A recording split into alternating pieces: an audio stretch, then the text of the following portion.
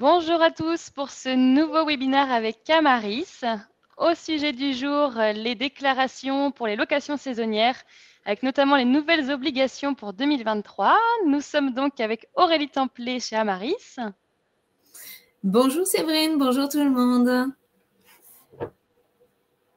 Alors, juste pour présenter nos deux entreprises rapidement, donc Oumi Location et Conciergerie, c'est aujourd'hui 14 conciergeries, 70 collaborateurs et plus de 700 biens gérés sur la façade atlantique et dans les Hautes-Pyrénées.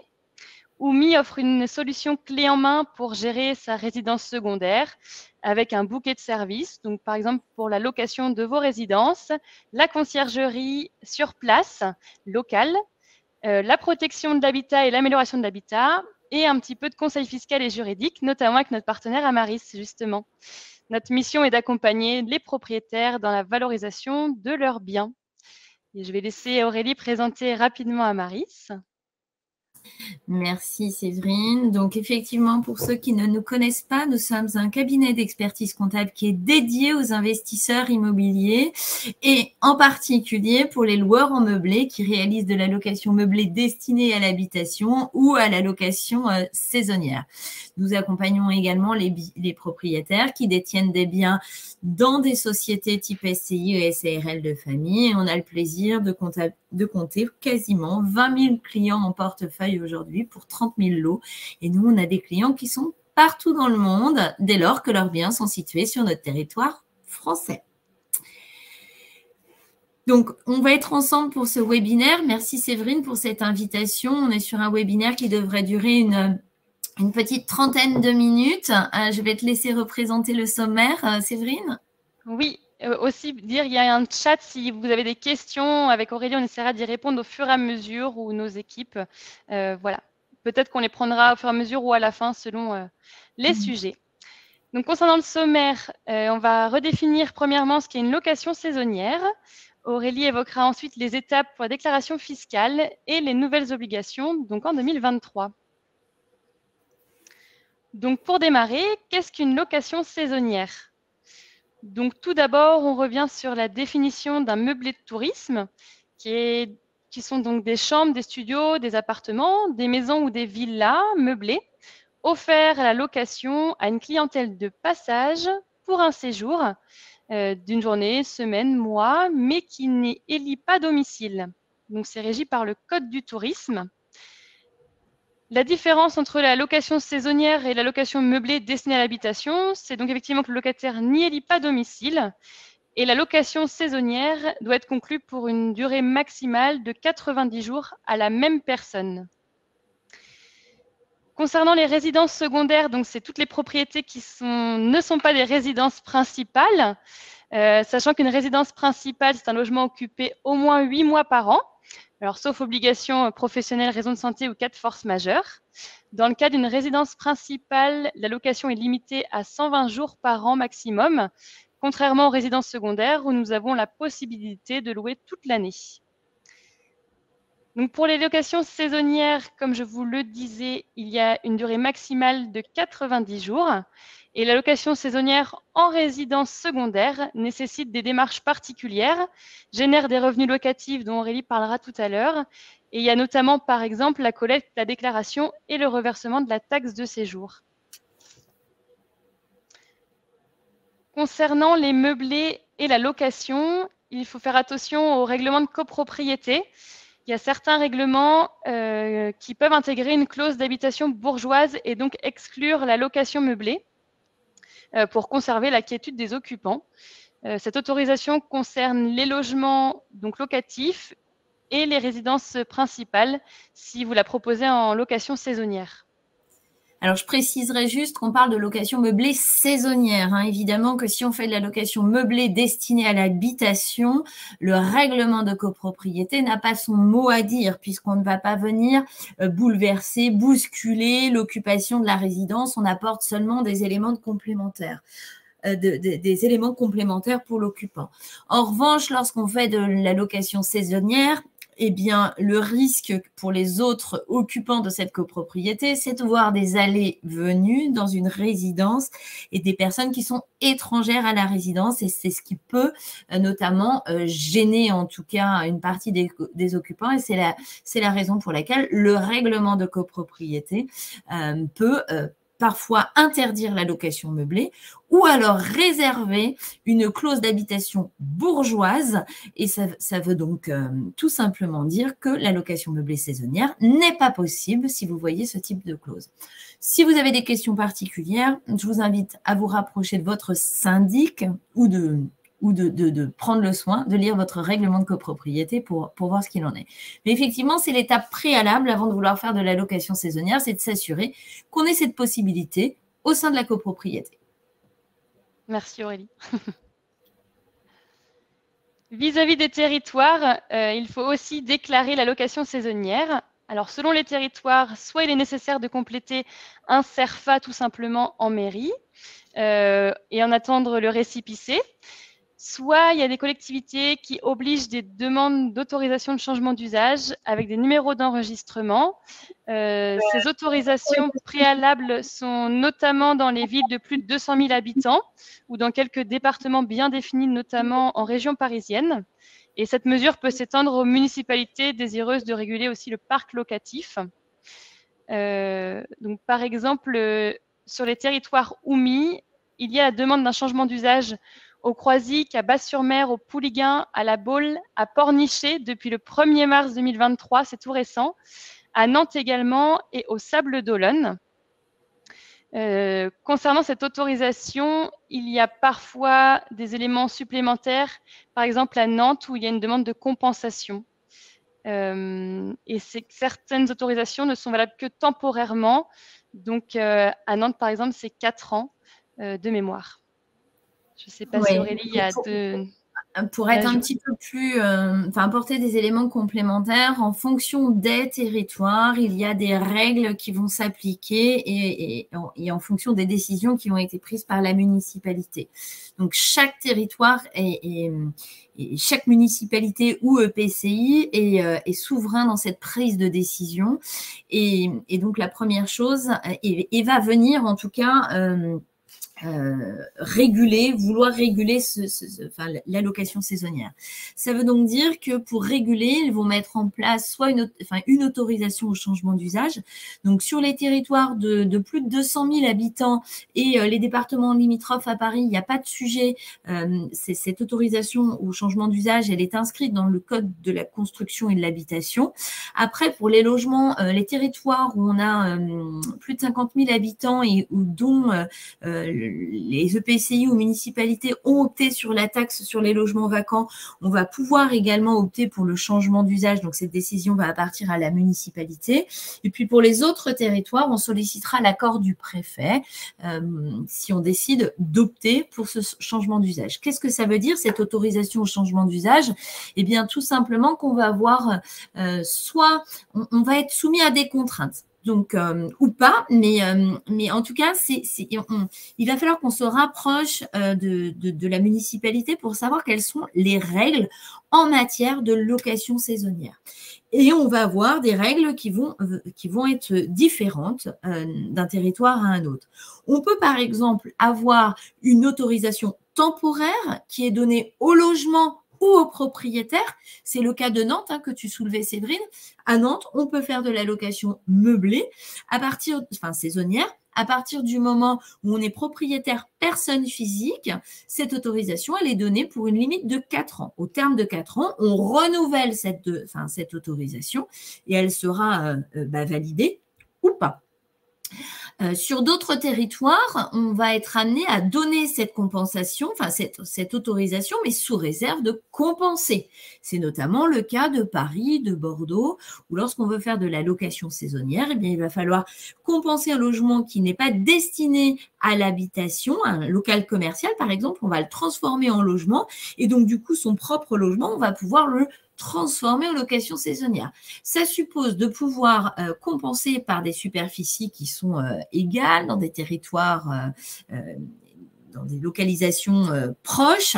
Et donc, ça suppose soit d'être propriétaire ou acheter ce qu'on appelle de la superficie commerciale. Donc, je sais qu'il y avait certains promoteurs à un moment qui avaient ces superficies commerciales à vendre. Bon, c'est un peu technique, ça peut coûter un peu cher, donc c'est un peu compliqué.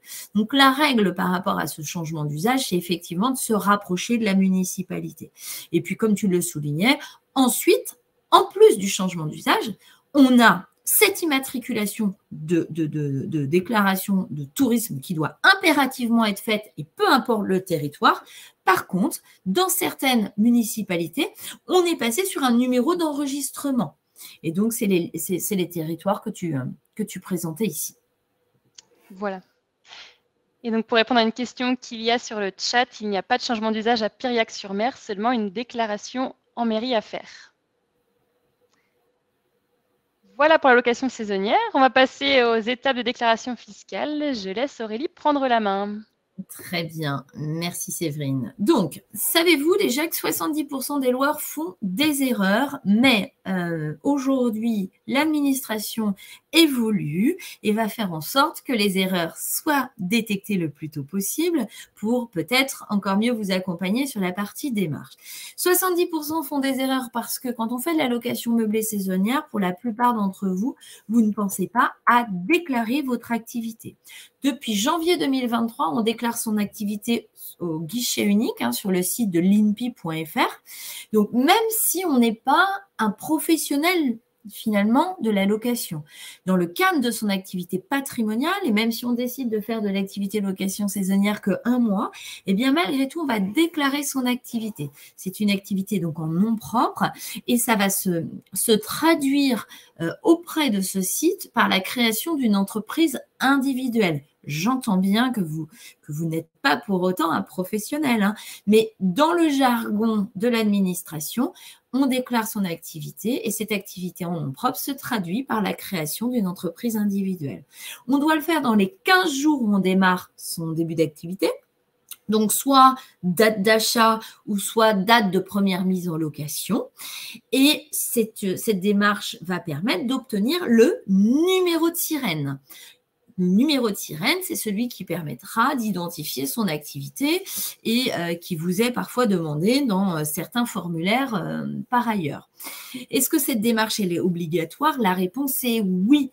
Parfois, les personnes qui font de la location meublée, comme lorsqu'on fait la déclaration des revenus, certains optent pour une option fiscale qui est le régime du micro et qu'on ne demande pas à ce que ce numéro de sirène soit reporté, eh bien certains pensent que du coup, il n'est pas obligatoire. Mais en fait, c'est une mauvaise interprétation. Il n'est pas obligatoire effectivement de le retranscrire sur la déclaration d'impôt quand on opte pour le régime du micro. Pour autant, il est obligatoire de l'obtenir. Et on l'obtient donc quand on fait la déclaration de son activité.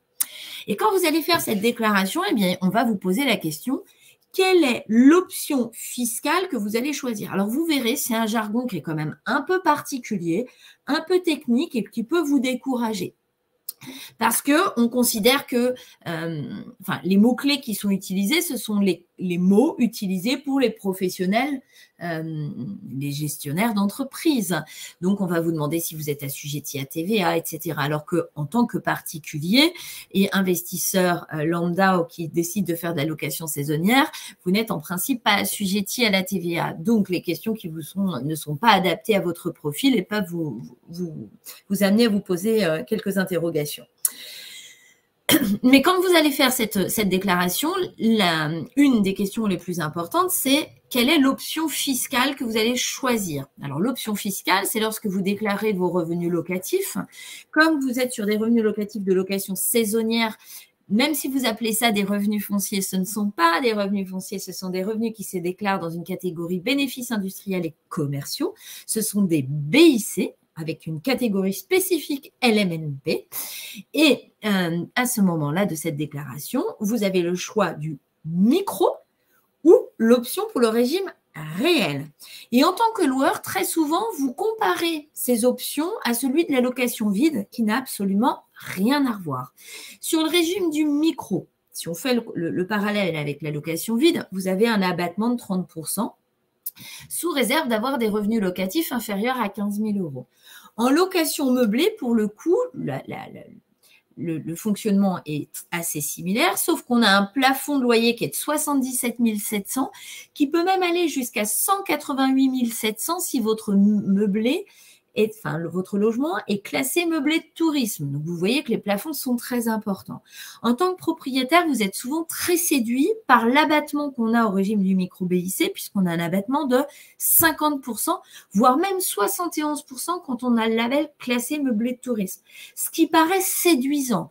Pour autant, seulement 5% des loueurs auraient intérêt à opter pour le régime du micro-BIC, parce qu'en location meublée, le régime réel est beaucoup plus avantageux.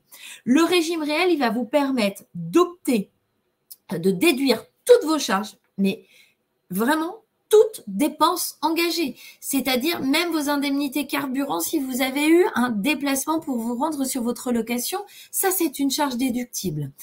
Mais vous allez surtout pouvoir déduire des amortissements. Qu'est-ce que ça veut dire? Ça veut dire que quand bien même vous n'avez pas de charge sur vos revenus locatifs, et je pense à tous ces propriétaires qui ont des maisons et qui auraient remboursé leur prêt immobilier, par exemple, eh bien, on n'a pas beaucoup de charges sur une maison. Donc, très souvent, on va penser que le régime du micro va être plus intéressant, et notamment l'abattement des 71%. Or, en location meublée, on va pouvoir amortir son immobilier. L'amortissement d'immobilier, c'est purement comptable. C'est une charge fictive. Ça n'a rien à voir avec vos tableaux d'amortissement de prêt. C'est le fait de mettre votre maison dans votre activité de location meublée. Eh bien, on va considérer que chaque année, elle s'use par cette activité locative et qu'on va donc constater une charge pour son usure du bien. Quand bien même, dans l'immobilier, le raisonnement est complètement à l'inverse. Dans l'immobilier, le bien prend de la valeur avec le temps, alors que comptablement, on considère qu'il en perd avec le temps. Ça veut donc dire que dans un cas comme celui-ci, eh bien, vous vous retrouvez à ne quasiment pas payer d'impôts parce que les amortissements, c'est une charge qui gomme en principe entre 40 à 80% des revenus locatifs.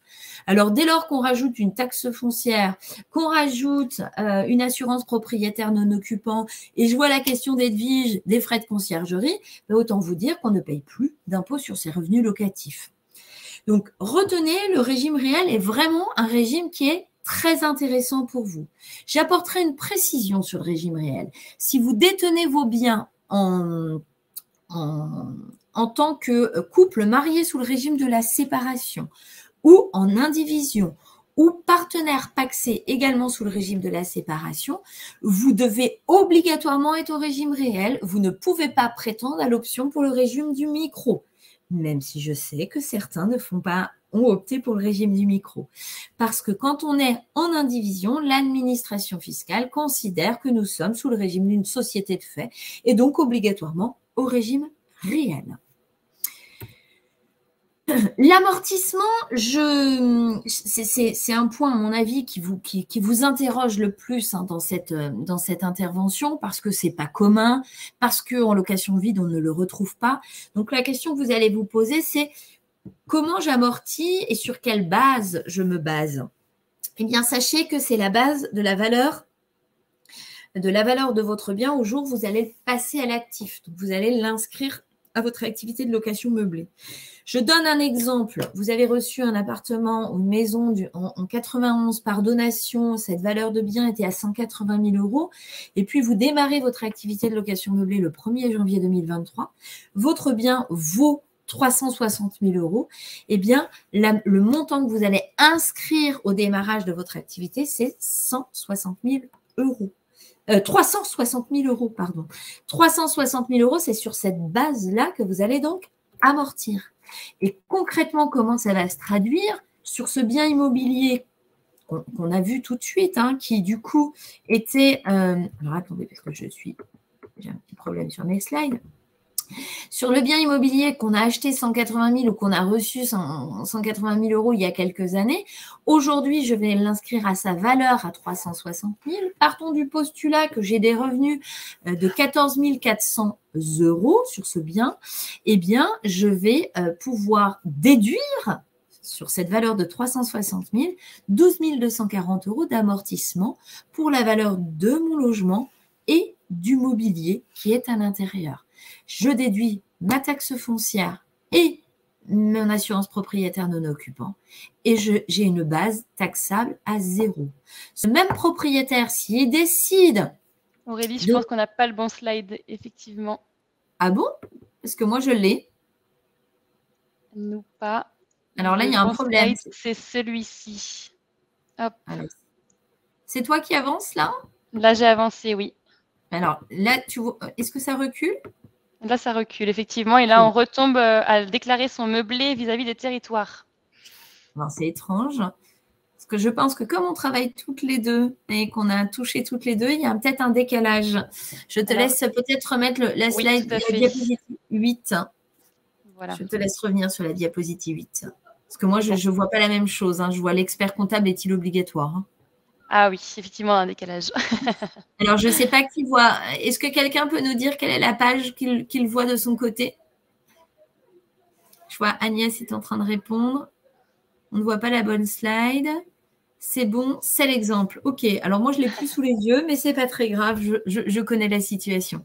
Donc, ce que j'évoquais en fait sur ce bien où on était à 14 400 € de loyer et on vient déduire de l'amortissement, donc je rappelle, charge fictive, on a dépensé 0 €, eh bien, on a 12 200 € d'amortissement. Je déduis ma taxe foncière plus mon assurance propriétaire non occupant. Je n'ai donc dépensé aucun centime pour mon activité à ce stade-là. En tant que propriétaire, je n'ai supporté aucune charge sur mon année et je ne paye pas d'impôt sur mes revenus locatifs.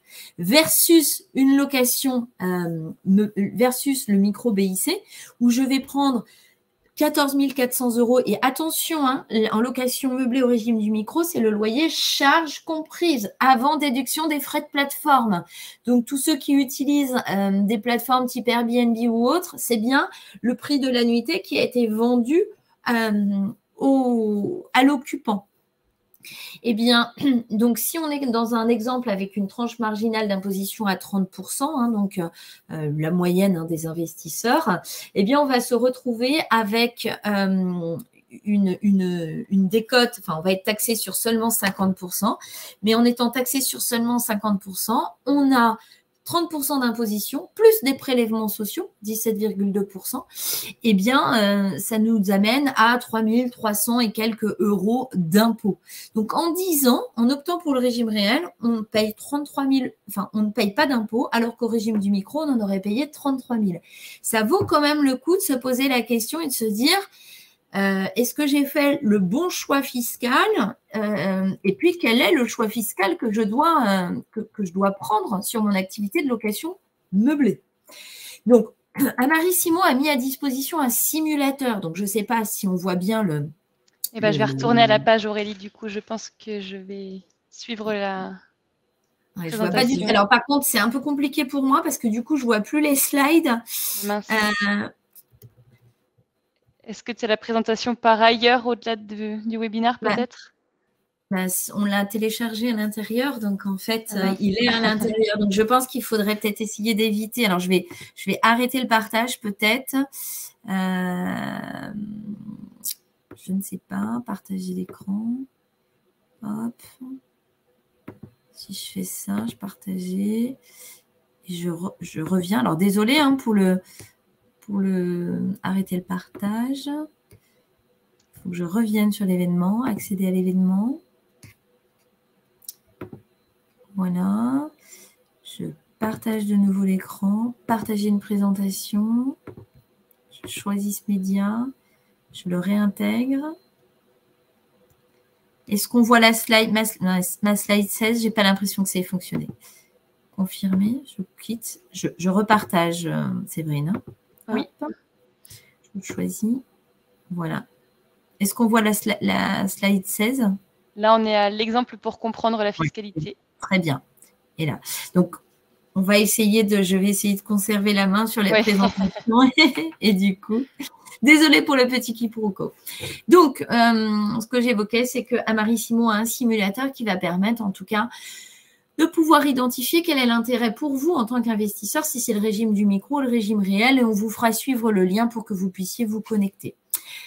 Par ailleurs, j'ai vu une question, c'était de se dire, oui, mais comment est calculé l'amortissement? Eh bien, Armel, c'est pareil, on a un simulateur sur notre site Amarissimo qui va permettre de vous donner la valeur de l'amortissement. Mais en principe, sur un territoire non tendu, c'est 85% de la valeur du bien qui est amortie par composant, donc c'est un peu technique. Et on prend ensuite donc 45% de la valeur du bien qu'on amortit sur 50 ans, 10% sur 20 ans et 30% sur 15 ans. C'est comme ça qu'on arrive à une valeur d'amortissement par composant. J'ai aussi vu des questions. La taxe foncière est-elle prise en totalité ou prorata temporis? Idem pour les charges de chauffage. Alors, Laurent, tout dépend. Est-ce que votre activité, vous recherchez à la location, vous cherchez à louer toute l'année et auquel cas vous désirez vous conserver une jouissance personnelle? Si vous désirez louer toute l'année et vous réservez, je ne sais pas moi, 15 jours d'occupation personnelle, dans ce cadre-là, on va proratiser les dépenses. Hop. Alors, 2023, quelles sont les nouvelles obligations 2023? Alors, je rappelle une chose sur 2023, c'est, on a dit l'immatriculation ne se fait plus au même endroit pour ceux qui souhaitent s'immatriculer, c'est le guichet unique. Ensuite, il y a un nouveau sujet 2023, c'est votre espace impôt.gouv.fr. Vous avez dû voir que vous avez des nouvelles obligations et vous devez compléter avant le 30 juin 2023 sous peine d'une amende de 150 € par local, vous devez compléter l'onglet « Mes biens immobiliers » et indiquer la déclaration d'occupation et le loyer attendu. Autrement dit, si vous faites de la location saisonnière, c'est à ce moment-là qu'on va vous poser la question si votre bien il est bien loué en location saisonnière. Et si c'est le cas, on va vous demander à quoi vous sert votre bien immobilier, si c'est votre résidence principale, s'il est loué, s'il est mis à disposition à titre gratuit. S'il est loué, on va vous poser la question s'il est loué, si c'est un bien destiné à la location saisonnière, ou si c'est un bien qui est destiné à la location principale, à la résidence principale, ou si c'est un local professionnel. Si on destine à la location saisonnière, on va vous poser la question du coup qu'il est meublé. S'il est meublé, on va vous demander votre numéro de sirène.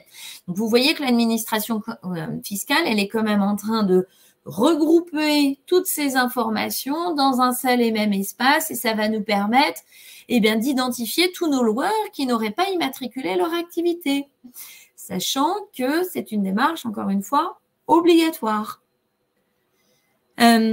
Sur cette partie cotisation sociale, je pense que c'est des questions que vous vous posez aussi énormément quand on fait de la location meublée saisonnière, le seuil des 23 000 €.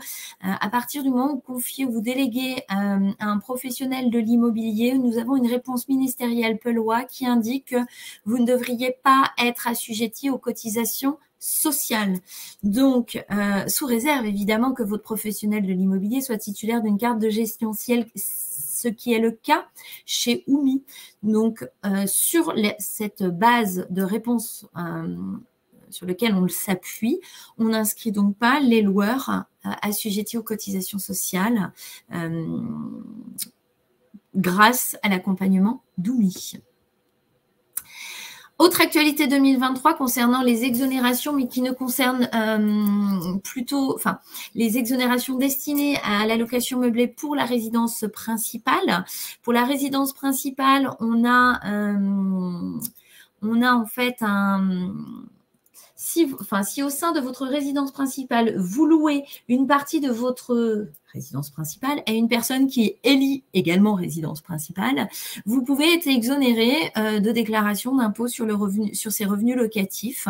Donc, vous n'avez pas à les déclarer dès lors qu'ils remplissent des conditions raisonnables, soit 192 € par mètre carré en Île-de-France et 142 € par mètre carré sur le reste du territoire. On est d'accord que lorsqu'on fait de la location saisonnière, nous ne sommes pas concernés par cette exonération-ci. On est exonéré par celle ci-dessous, c'est-à-dire que si on réalise de la location saisonnière au sein de sa propre habitation, finalement, on est plutôt en mode chambre d'hôte et dès lors que le chiffre d'affaires est inférieur à 760 150 € par an. On voit bien qu'on est sur des exonérations qui sont très faibles et je voulais juste vous tenir informé qu'elles vont prendre fin, ces exonérations, 2023 pour l'exonération de la chambre d'hôte et 2024 pour l'exonération de la location meublée à titre de résidence principale. Et enfin, dernier point, depuis le 1er janvier 2023, la loi de finances permet désormais à l'administration fiscale de demander directement les relevés de comptes, quelle que soit la nature des comptes en France et à l'étranger, et auprès de tous les établissements financiers. Donc, si jamais vous avez un contrôle fiscal, l'administration, elle vous informera qu'elle a consulté votre banque pour obtenir les mouvements et les opérations qui transitent. Donc, attention, tous les propriétaires qui n'auraient pas déclaré et qui utiliseraient notamment les services de plateforme ou autres. Vous savez que les plateformes ont une obligation d'indiquer que vous êtes un loueur et que vous avez généré des revenus de location saisonnière. Donc, on le sait, l'activité de location saisonnière, elle est regardée de très très près. Donc, il faut vraiment être au carré sur l'ensemble de vos démarches. Enfin, dernier point qui me semble important, souvent la question revient, est-ce qu'on a obligatoirement besoin d'un expert comptable quand on opte pour le régime réel de la location meublée? La réponse est non, on n'en a pas obligatoirement besoin. C'est conseillé, évidemment, mais parfois on a des solutions qui permettent de réaliser soi-même le bilan comptable, notamment avec un outil qui s'appelle Amaris Solo. On a un outil qui permet aux loueurs de réaliser eux-mêmes leur déclaration et de télétransmettre à l'administration fiscale. Ça fait le bilan, ça calcule les amortissements et ça vous permet d'optimiser. Parfois, certains propriétaires ont surtout besoin d'être réassurés, d'être accompagnés pour la prise en main et auquel cas, dans ce cadre-là, ils ont un besoin d'experts comptables, mais je rappelle, ce n'est pas une obligation. Et donc, besoin pour pouvoir faire le bilan, d'être réassuré, d'être un peu pris par la main pour ces premières démarches. Voilà pour la partie. Est-ce qu'on a des questions auxquelles on n'aurait pas répondu? Alors, la question de Jean-François, avez-vous un contrat avec un gestionnaire qui exclut toute utilisation personnelle de ce bien? On doit donc répondre non. Vous avez raison, Jean-François. Et d'ailleurs, j'ai vu une question tout à l'heure. Quelqu'un m'a dit, j'ai bien le SIRET, mais j'ai pas le SIREN. En fait, le SIREN, moi, je parle SIREN et l'administration fiscale aussi parle SIREN. C'est les 9 premiers chiffres. Le SIRET, c'est celui qui est lié si vous avez plusieurs biens, donc on appelle plusieurs établissements. Donc, vous inquiétez pas, c'est que vous avez ce qu'il faut, en tout cas. Quid de la loi sur les mauvais classements énergétiques qui ne concernent pas aujourd'hui les locations saisonnières? Laurent, on n'a pas encore de visibilité très précise sur ces sujets, mais sachez qu'il y a aujourd'hui, le gouvernement travaille sur une loi logement et que les passoires thermiques et que la location saisonnière sont des vrais sujets. Donc, j'espère qu'on y verra clair dans quelques semaines ou dans quelques mois. Quelle est la date limite pour rendre le bilan comptable? La date limite, c'est le 18 mai. Je pense qu'on a fait le tour. Merci à vous pour votre participation. Merci Séverine pour l'invitation. Merci à toi Aurélie pour tous ces éléments nécessaires à comprendre pour bien déclarer son logement et la location saisonnière. Merci, très important à bientôt. pour nous. Merci à toi. À très vite. Au revoir.